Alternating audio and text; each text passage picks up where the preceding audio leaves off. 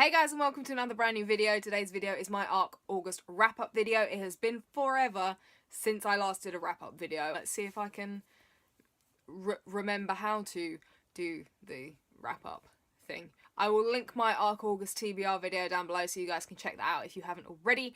But let's get on with this wrap-up. I only had 6 books on my ARC August TBR, but I didn't get 2 of them done. The 2 books that I didn't get done were Tempests and Slaughter by Tamora Pierce and Empire of Sand by Tasha Suri. I'm actually really sad I didn't get those 2 done because I was really looking forward to both of them and I really tried to get them done, but there's only so fast I can read. I'm a pretty fast reader, but when I've got like limited time, there's only so fast I can read, and I had other stuff to do as well. So on to the 4 books that I did get read out of my ARC August TBR. First up is Competence by Gail Carriger. This is the 3rd book in the Custard Protocol series, which is set after the Parasol Protectorate series. All 3 books follow the crew of the Spotted Custard. Their captain is Rue. The first 2 books, Prudence and Imprudence, follow Rue specifically. She is our narrator. For this book, I got it wrong in my ARC August TBR. I mean, it's been a while since I read the first 2 books and I wasn't fully 100% with it when I wrote the notes for that video, but the first 2 books follow Rue, the daughter of our main character from the Parasol Protectorate. This 3rd book, while Rue is in it, and obviously the rest of the crew of the Spotted Custard, our narrator is Prim, who is Rue's best friend. They are partners in crime, and our other narrator is Percy, Prim's brother. This book follows on from Imprudence. Our crew are stranded, they have no helium, they have to steal some helium, and once they do, they have to head off to Peru in search of this tribe of vampires that are the last of their kind. It turns out they're fat-sucking vampires, but they get mistaken as representatives of the Spanish Inquisition. They have Rue's cousin Rodrigo. I'm still salty that he tried to kill Quesnel in the last book, and obviously he was sent to kidnap Rue, but he is now a prisoner of the Spotted Custard, and they are trying to rehabilitate him via books, courtesy of Percy. So they're making him read lots of fun stuff like Thomas Aquinas, who, if you did philosophy and ethics, you know what a fun guy he was. So like I said, we have our 2 narrators, we have Prim and we have Percy. Personally, I found Percy's point of view and narrative to be a lot more interesting and funnier than Prim's. He's a fellow book nerd, but his comments on other people in his inner monologue were freaking hilarious. Whereas Prim, I kind of wanted to shake her at some points because she was starting to bug me at one point. It was nice to get to know her a bit more and to see how her mind works, but at the same time, she was so blind and obtuse about Tasha's feelings for her, and it was kind of just like, come on. And then I thought at one point that she was kind of just like pushing her away just for the sake of it, and it's just, I just wanted to shake her so bad. So bad. I'm not gonna lie, I have to be honest, I do prefer Rue as a narrator out of the 2 from this particular series. I feel like Prim is my least favourite narrator out of all of Gail Carriger's books, which I feel really bad about. But she is. She's not the same as Gail's other narrators who are a bit more lively and different. She's not as daring and outgoing and colourful. I actually really enjoyed seeing Rodrigo fitting into the crew and kind of becoming one of them after initially starting out as a prisoner. I think he's going to be a fun addition. Plus, I shipped him and Anitra so badly. So badly, you guys. Although I did have a brief thing where I was shipping him and Percy, but I feel like Percy's gonna end up on his own. Like, he might just die alone. Because there's no love interest for Percy yet. Where is Percy's love interest? There's a really steady pace. I feel like there wasn't as much action and adventure as there usually is, though.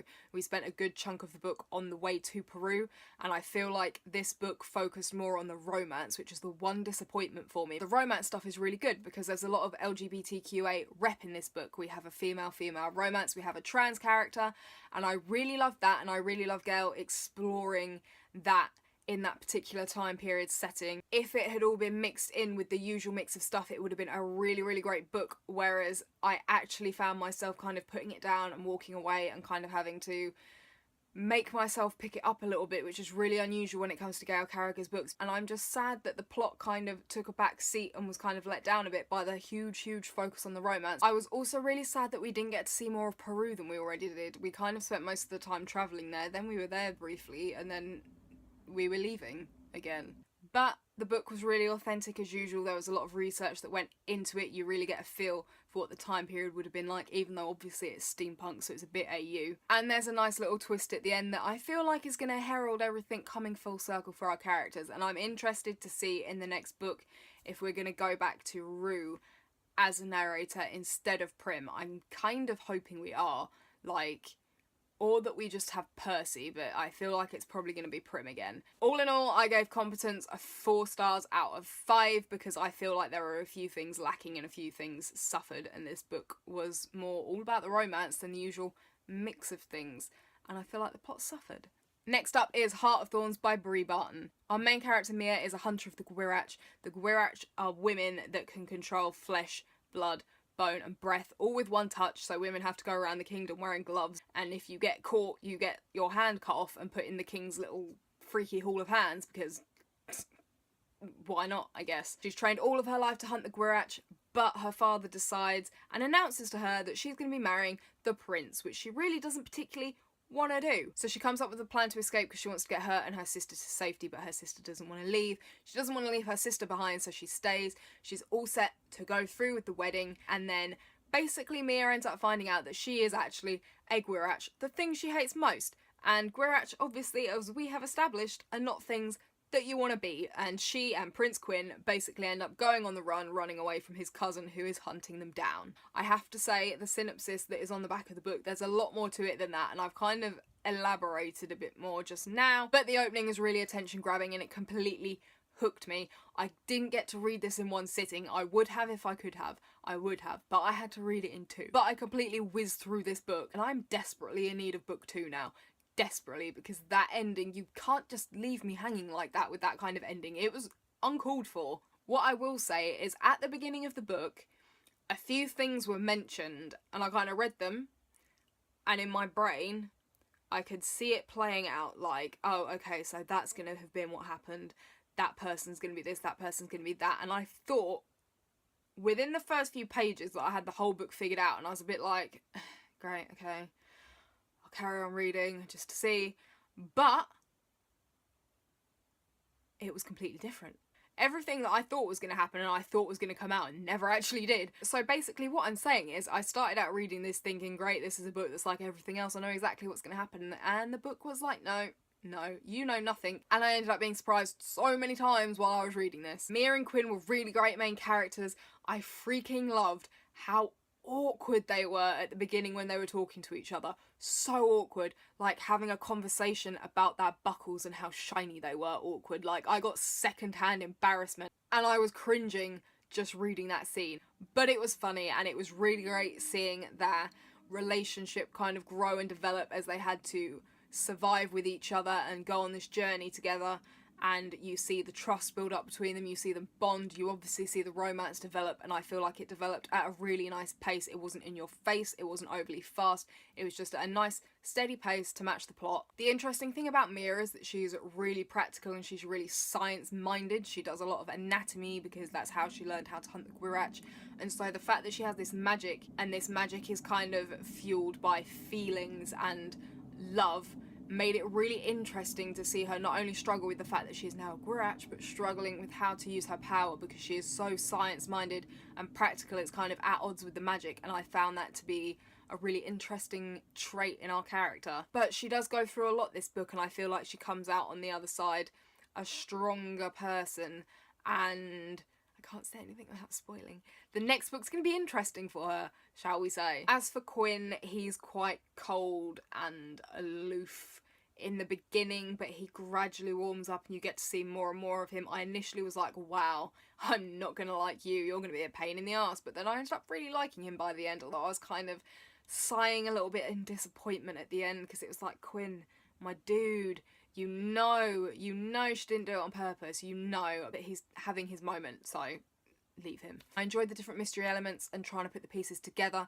The magic system is fantastic. I 100% love the background and how it was explained and how it was told to us that it was built up. It really resonated and is also really true, and I feel like it was completely brilliantly done. So there's a fast pace, there's mystery, there's action, there's a nice amount of romance. I admired Mia, I love the supporting cast except her sister, who I hate, and there were some completely mind-blowing plot twists, and I ended up completely loving this, and I gave it 4 stars out of 5. Next up is Bellwether by Susanna Kearsley. This book is set in 1759 during the 7 Years' War, which was basically a war between Britain and France, but everyone else was involved because the French Canadians were obviously fighting for the French, the Americans were obviously fighting for the British. And we basically have a captured French Canadian soldier being sent to live in this house, and he and the daughter of the house end up falling in love, but it ends tragically, and our historian is trying to put the pieces together to find out what happened, because she is sent to this house because they're going to restore it and make it into a museum. I've explained that so shittily. We have 3 points of view this book. The first is Charlie, and she is in the present. She is the historian that's in charge of the museum and is trying to puzzle out what happened. Then in the past, in 1759, we have Lydia, who is the daughter of the house, and we have Jean-Philippe, who I'm going to be calling JP because I feel like I'm going to fuck his name up, who is the captured French-Canadian officer that is at the house as well. I'm going to explain this really, really badly. Basically, they had this thing where when they captured enemy soldiers, the officers were sent to live with families in houses, so they were prisoners, but they were living in pretty nice houses and in pretty good conditions, whereas their men were sent to jails. And basically they would live there until they did a prisoner exchange. After the latest battle, they would do a prisoner exchange, but they would only exchange equal amounts. So they would exchange, say, a general, 3 lieutenants, 50 officers. Both sides would exchange that amount exactly. That's what JP is doing at the Wild House. He is waiting for that moment. I really love the point of view changes. They were connected brilliantly. The writing was completely brilliant. It lures you into the story and draws you deeper and deeper and deeper. I really, really love how it was built up through the point of views. The modern point of view gave us clues as to what had happened, what was going to happen, and you were kind of mentally changing what you thought was going to happen the entire time you were reading, but you were completely hooked and engrossed trying to figure out what went down, and also kind of having a sense of dread because you were like, oh god, it ends really badly, he dies, oh my god, and you were just kind of waiting for it to happen. Lydia and JP's point of view builds up the circumstances, it fills in the details. You learn a lot from this book about the time period and about the 7 Years' War, and it was quite interesting to me to learn about this part of history that I knew nothing about. There's a lot of historically accurate detail to it, and there are some historically accurate characters in there too, people that actually existed, and there must have been a lot of research that went into this book, and I like how it was woven throughout the book. It wasn't completely shoved down your throat like a history textbook. It was woven in really nicely, so you picked up little bits here and there. When the synopsis said there was going to be a ghost, I assumed there wasn't like actually going to be a ghost, but there was actually a ghost. I do like how it was done though. There was none of that thing where you could like actually see, like fully see the person, but they were kind of like a little bit see-through. It was kind of Most Haunted style, like white lights, things moving, that kind of thing, and I really like that it was done that way because it made it to me more realistic.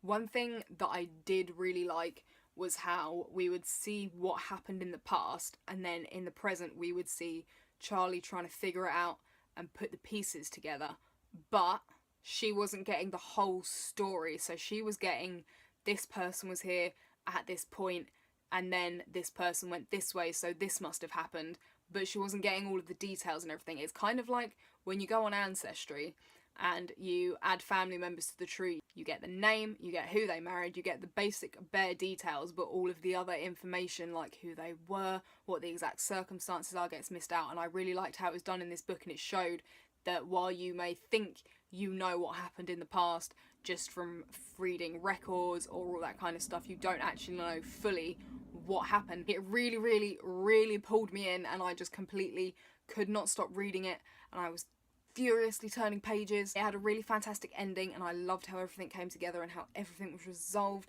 but I don't want to spoil it. While I knew that Bellwether was going to be completely up my street with the historical aspect and everything, I wasn't fully expecting it to enjoy it as much as I did, and I gave it 4 stars. Next up is Girls of Paper and Fire by Natasha Nugent. I don't know how to say her surname, I'm really sorry. In the world of the book, there are different casts of people. There are the Moon cast, the Steel cast, and the Paper cast, and our main character is part of the Paper cast. She is dragged from her home and taken to the capital because she is rumoured to be very beautiful, and she is rumoured to have really unusual eyes, and she ends up being made into one of the Paper Girls. There are usually only 8 of them, but she makes 9, and they are basically the concubines of the king. But our main character ends up falling in love, which is the one thing you should not do when you are a concubine of the king, because you essentially, when you're a concubine of the king, belong to the king, so you are not allowed to fall in love. The first thing I need to get out of the way before you pick up this book, I need to give you guys a trigger warning for violence and sexual abuse. It is in there, I wasn't 100% expecting it, but I wanted to give you guys a trigger warning anyway, just in case. The world was really intriguing, and so were the cast. The Moon cast are kind of like animal people. It made me think of like a Japanese anime, you know, with the like animal people. I can't think what their actual name is. The general that came and kidnapped Lei was a bull, and one was a lizard, if that makes sense. And then that's the Moon cast, and then the Steel cast are kind of lesser animal-like. They might just have horns, for example, and then the paper cast are just regular humans. When we meet Lei, I was on her side immediately. Like, not that I wouldn't have been anyway, but the general that came to kidnap her really got my back up straight away. She could have murdered people and I still would have been on her side. Why did they get my back up that fast, I hear you ask? Because the other warning I need to give you is the dog death in chapter 2. I'm minding my own business, reading this book, I'm getting really into it. I'm like, yeah, chapter 2, and it's like, dog dies. Dog is murdered. There is dog murder. And I was just like, I'm not prepared for this. I was unprepared. There was no warning. I was like, you have to warn me before you do that. I'm just not here for dog murder, basically. World building was fantastic. The descriptions were really vivid. I had a really nice aesthetically pleasing mental image in my head of what some of the settings looked like and what some of the characters looked like. I really felt for Lei, and I felt for the girls. I was tense and on edge when I was reading because you knew the king was going to call her. You knew what was going to happen when he called her. I feel she's quite strong and brave, and she gets more so over the course of the book. Then we have Ren, who is the female love interest. She is quite aloof at the beginning, but you understand why, and I can't really blame her either, bless her. She's also a complete badass, and she provided a nice surprise because I wasn't entirely sure where the story was going to go, because all we knew was that they were paper girls, and I was kind of like, so what happens after they become paper girls? I wasn't sure. So the rest of the plot was a nice surprise to me, and I was intrigued to see where it was going to go. I really liked the way the romance was created. You started to see the feelings kind of slowly develop in like gestures and looks. It was built up really nicely. It was really realistic, and I ship it so hard. I ship it so hard. There's a brilliant support cast. We have Blue, who I know I was supposed to hate her, but I actually kind of felt sorry for her until right at the end when she did the thing, and then I was like, okay, yeah, now I hate you. I really like Chenna. I'm really intrigued by her because I kind of feel like there's gonna be more to her. I feel like she knows things. And then we have the twins, Jen and Jin. They were really great characters too. And then we have Aoki, and I started out really liking her, but then she just started irritating me because, you know, I know she's in love with the king and she's naive and she's young, but it was actually sickening at one point, and I was kind of like, okay, I'm done with you. Although props to her, I thought she was going to turn out to be a snake, but she wasn't, so props to her for that. Being 100% honest, I feel like the pace lagged a bit for me because we start out strong and then we're in the paper house, we're with the paper girls, nothing much is really happening. They're kind of just waiting to be called by the king, and then waiting, and not much is really happening. The romance is kind of starting to develop, and then kind of other things are starting to be brought in towards the end, but there was a chunk of the book where nothing much was really happening. But the last 100 pages were completely banging, and I was fully hooked at that point anyway. And then we have the epilogue. The epilogue made me scream. I can't talk about it. The epilogue made me scream. I was literally just like, no. Why? No. Why? I just can't. And now I need the next book. So that's pretty much it. So that has been my ARC August wrap up. I hope you guys enjoyed it. I will link all of the books down below. I will also link all of my social media down below as well, so you can come and see how I'm getting on with my September TBR. Let me know down in the comments below which was your favourite book of August, or which of these books has spoken to you. Which of them do you need now? And I will see you guys soon.